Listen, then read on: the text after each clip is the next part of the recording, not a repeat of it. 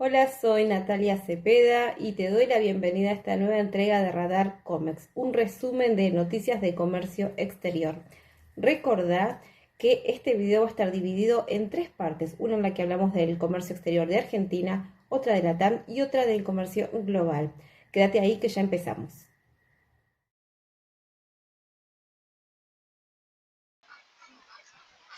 Primer segmento de noticias del comercio exterior en Argentina. Hoy no daremos una vuelta por el boletín oficial, pero vamos a arrancar de lleno con una noticia que viene de Aduana News. Es un artículo que habla sobre las normas que se dieron en el 2025 tendientes a la desregulación del comercio exterior y que van a marcar el rumbo del 2026. Y hace un resumen. En principio menciona los derechos de exportación con alícuotas que se redujeron notablemente, incluso llegando al 0% en algunos casos. Sobre todo esto fue lo que impactó en el sector agroexportador y algunos productos industriales considerados estratégicos como el minero. Menos trámites, más comercio. El año también dejó avances concretos en materia de facilitación operativa, la amplificación del régimen exporta simple, la eliminación del CIBU, la creación de regímenes simplificados para pequeños envíos y la digitalización de declaraciones y manifiestos reflejan un cambio de enfoque. Nueva estructura del ARCA, digitalización y control inteligente, la implementación de la exportación monitoreada de forma remota, la ampliación del programa operador económico autorizado y la prórroga de la ventanilla única de comercio exterior hasta el 31 de diciembre del 2026 evidencian una orientación hacia controles no intrusivos, gestión de riesgo y trazabilidad digital, una línea con los estándares internacionales promovidos por la OMA. Menos barreras técnicas y financieras. El cierre de año incorporó normas como el régimen simplificado para la acreditación de exigencias técnicas y la flexibilización del régimen de garantías aduaneras. Y cierra con una infografía muy didáctica, muy linda, que atraviesa los 12 meses del año con las diferentes normas que se fueron gestando en lo que es la desregulación del comercio. Segunda noticia viene de la mano de elcronista.com. Argentina tuvo su peor número en 8 años con este socio comercial clave, que claramente es Brasil. En 2025 las importaciones tuvieron una suba del 30%, mientras que las exportaciones cayeron. El resultado responde a un aumento de las importaciones desde este destino, o sea, Brasil, del 30.7% en el año, permitiéndoles alcanzar unos 18.155 millones de dólares, y en sentido contrario, las exportaciones cayeron un 4.6%, alcanzaron unos 12.955 millones de dólares para el total del año. El sector automotriz explicó gran parte del resultado, dado que las importaciones desde Brasil crecieron un 69%, mientras que las exportaciones cayeron un 76%. El crecimiento se explicó por una suba del 150% anual de las compras de vehículos de carretera y un 76% de los vehículos automóviles para transporte de pasajeros. En diciembre se moderó la dinámica de esta balanza, eh, que esta balanza mostró durante el último año, y Argentina registró un superávit de 26 millones tras 16 meses en rojo. Para 2026 se esperan que el déficit se mantenga en niveles similares, con un tipo de cambio real estable, una tasa de crecimiento aún alta, pero algo menor, 3.9% de expansión del PBI versus 4.6 en 2025 y una base de comparación más elevada de las importaciones con la economía menos cerrada en un nuevo patrón de demanda de bienes externos. Para Brasil proyectan que se modere el crecimiento y tenga un consumo más moderado por una inflación todavía alta, la incertidumbre política de un año electoral y en conflicto diplomático con Estados Unidos por los aranceles. Última noticia del segmento. Argentina exporta surubí y dorado a Brasil. La Argentina dio un paso inédito en su comercio exterior de economías regionales. Por primera vez, el SENASA certificó la exportación de 9 toneladas de dorado y surubí cultivados en Misiones, con destino a Brasil. El hito lo protagoniza Gerula Sociedad Anónima, una empresa que integró toda la cadena productiva y logró cumplir con los exigentes requisitos sanitario del país vecino.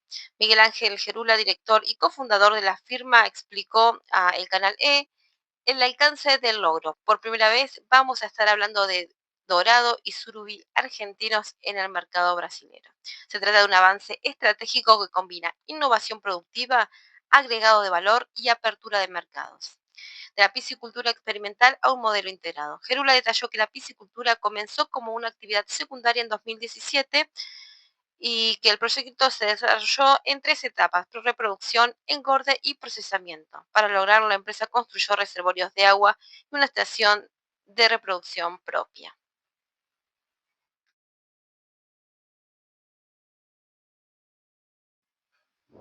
Segundo segmento de noticias del comercio exterior en Latinoamérica.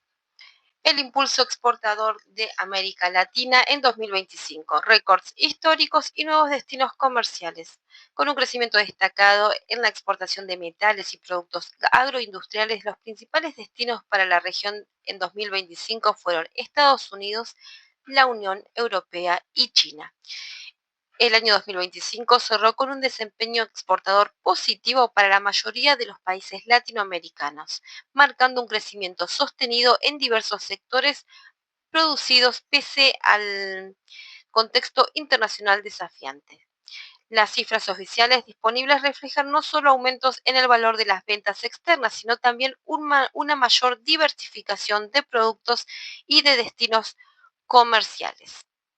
Uno de los balances más destacados en la región es el de Perú, que proyecta alcanzar un récord histórico de exportaciones totales por 85 mil millones de dólares al cierre del 2025, con un crecimiento interanual del 20%. Este desempeño se debe principalmente a las exportaciones mineras, que crecieron un 23%. En particular, China se consolidó como el principal destino de las exportaciones peruanas. En Chile, los datos preliminares de comercio exterior muestran que las exportaciones acumuladas hasta noviembre del 2025 alcanzaron los 95.719 millones de dólares, con un crecimiento interanual del 6.8%. Este crecimiento fue impulsado tanto por bienes tradicionales como no tradicionales, destacándose especialmente la minería, que aportó unos 56 mil millones de dólares.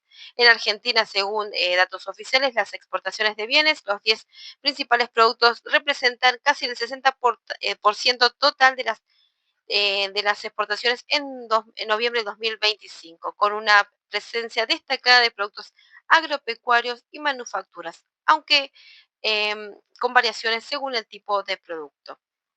El informe también señala que la Unión Europea y el Mercosur concentraron más de 3/4 partes del valor importado por Argentina.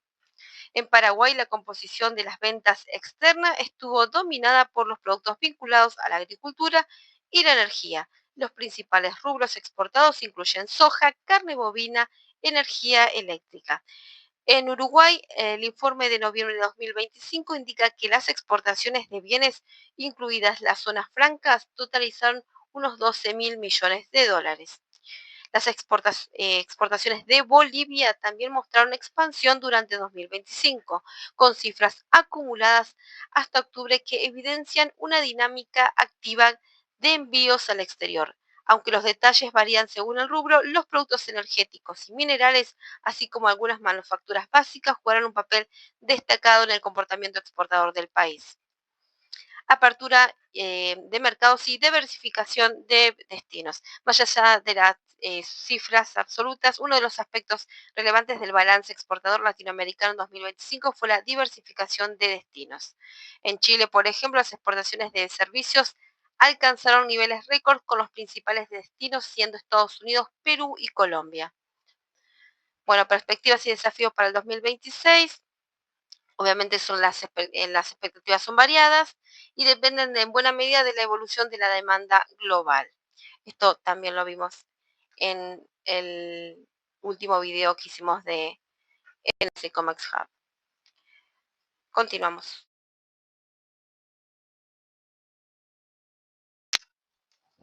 Último segmento de noticias del comercio global y vamos a hablar en este caso del acuerdo entre la Unión Europea y Mercosur.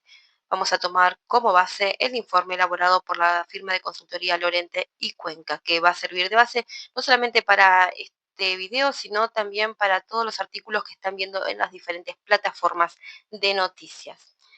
El acuerdo de asociación entre la Unión Europea y el Mercosur representa uno de los pactos birregionales más relevantes del sistema internacional contemporáneo, tanto por su dimensión económica como por su impacto geopolítico. El acuerdo engloba a una población de 780 millones de personas que representan un 25% del PBI mundial. La Unión Europea es el mayor bloque comercial del mundo. En 2024 representó aproximadamente el 15.8% del comercio mundial. Actualmente la Unión Europea es el segundo socio comercial del Mercosur, con un intercambio superior a 110 millones de dólares anuales.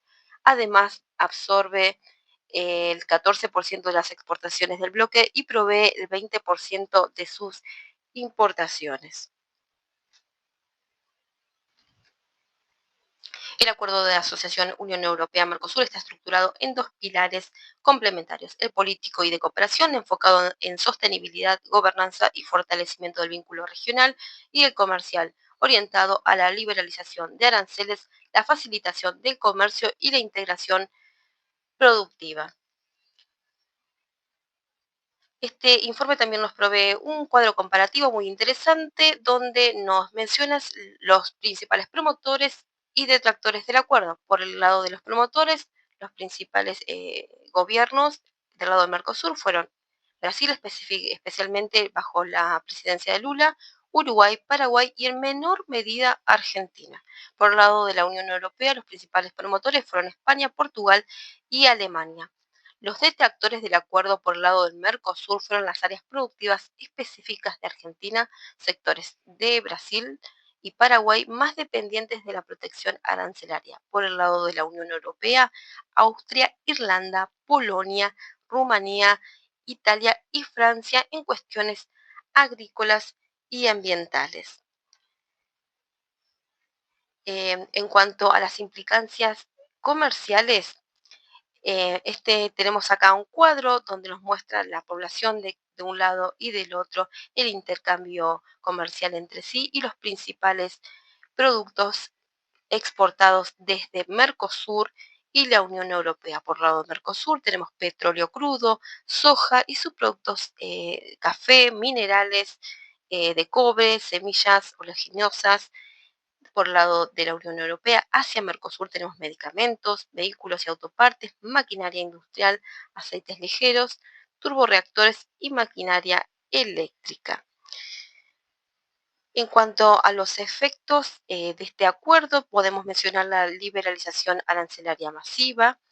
El acuerdo eliminará o reducirá más del 90% de los aranceles bilaterales, transformando los incentivos comerciales entre ambas regiones. También tenemos ahorro directos y expansión del comercio, impulso a las inversiones y estabilidad normativa, mayor integración internacional del Mercosur y potenciales cuellos de botella. Y acá nos vamos a detener porque acá menciona que aún con el acuerdo complementado persistirán fricciones relevantes para el desarrollo empresarial, estándares y cumplimiento para exportadores del Mercosur hacia la Unión Europea. El cuello de botella tiende a ser la convergencia de estándares europeos. En la práctica, la ventaja la capturan las empresas con sistemas robustos de compliance y data desde origen. Esto acá es realmente el desafío para todo lo que van a ser las pymes del Mercosur. Y bueno, hasta aquí esta parte del acuerdo de Mercosur y Unión Europea. Vamos a ver qué pasa el 17, que en teoría debería ser la firma. Seguimos con una noticia de trans.info. Nuevas reglas sobre contenedores perdidos en el mar entran en vigor 2026. Desde enero del 2026, la industria marítima ya no podrá absorber silenciosamente las pérdidas de contenedores en el mar. una nueva obligación internacional introducida bajo las enmiendas del Convenio SOLAS de la Organización Marítima Internacional hace obligatorio reportar contenedores perdidos por la borda o vistos a la deriva con el objetivo de mejorar la seguridad marítima y coordinar la respuesta de puertos. Acá tenemos mencionado quiénes deben reportar, principalmente el capitán del barco, un responsable subsidiario, en caso que el capitán no pueda, que sería la compañía operadora, cuando de forma inmediata tras la pérdida o avistamiento de contenedores a la deriva, incluso si provienen de otra embarcación. Este artículo también nos provee cuál es la información mínima que debe reportarse. ¿Por qué es importante? Bueno, por un lado menciona que los contenedores casi sumergidos son difíciles de detectar y pueden causar graves daños en colisiones. En el caso de mercancías peligrosas, los riesgos ambientales se multiplican y en cuanto a los informes tardíos o inconsistentes, dificultan la coordinación de la respuesta y la seguridad en navegación. Impacto en puerto y transporte terrestre. Aunque la regulación se aplica directamente a los operadores marítimos, sus efectos se extienden a toda la cadena logística. Informes más rápidos permiten alertas tempranas en puertos y posibles restricciones temporales de ruta. Las operaciones de recuperación pueden iniciarse antes, lo que ayuda a gestionar retrasos, y los transportistas y transitarios ganan transparencia. Los retrasos dejan de ser problemas inexplicables y se convierten en incidentes de seguridad identificados. Continuamos con una noticia de diarioelcanal.com y es sobre el puerto de Ningbo. Ningbo se mantiene como primer puerto del mundo en volumen de carga.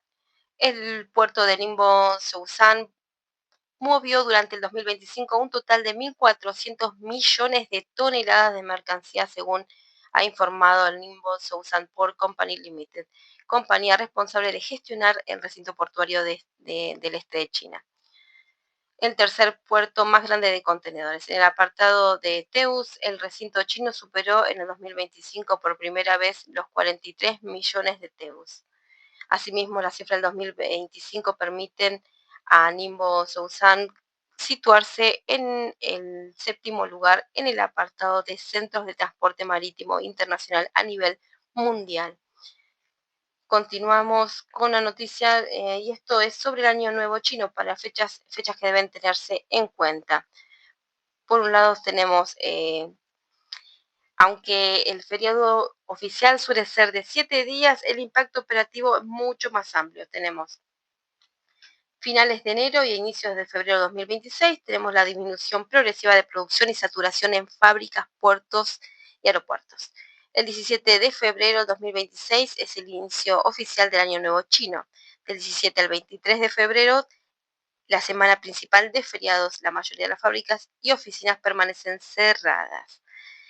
Finales de febrero y principios de marzo, tenemos el regreso gradual de la fuerza laboral y normalización parcial de operaciones. El 3 de marzo es el Festival de los Faroles, cierre oficial de las celebraciones. Es decir, tengan en cuenta todos aquellos que están, bueno, entiendo que ya todos tienen sus operaciones planificadas, pero estas fechas siempre, finales de enero, yo prácticamente, en mi experiencia personal, les digo que no cuenten con China durante todo febrero. Continuamos. Última noticia y viene desde el portal valoranalytic.com. Así cambia el mapa petrolero tras la caída de Maduro en Venezuela. Se mueven intereses de Canadá, México, China e India. Los bombardeos a Caracas el sábado 3 de enero no solo cambiaron el rumbo del panorama político de Venezuela, sino también del sector energético, ya que este país tiene las reservas de petróleo más grandes del mundo, superando a Arabia Saudita e Irán. El presidente de Estados Unidos señaló que la inversión para la revitalización del sector petrolero en este país ascendería a los 100.000 millones de dólares. Sin embargo, los mercados energéticos de Canadá, México e incluso India no se van a quedar esperando para ver cómo las empresas estadounidenses importan el crudo venezolano. Canadá ve que las condiciones geopolíticas y los cambios en el mercado son una oportunidad para vender sus barriles pesados a China y también para que se alcance la capacidad de construir un oleoducto que comunique con el mercado asiático. Los esfuerzos para reconstruir la infraestructura energética de Venezuela van a tardar tiempo y requerirán multimillonarias inversiones, por lo cual se abrió un espacio para que Canadá venda este tipo de barriles a Corea del Sur y Japón. Lo anterior sería posible con empresas como Cenovus Energy, Canadian Natural Resources y que tienen una capacidad de 140.000 y 169.000 barriles diarios respectivamente. Y hasta aquí el video de hoy. Te pido que si te gustó el material le des el like, lo compartas y te suscribas al canal. Seguime en las redes sociales, te mando un gran abrazo y hasta la próxima.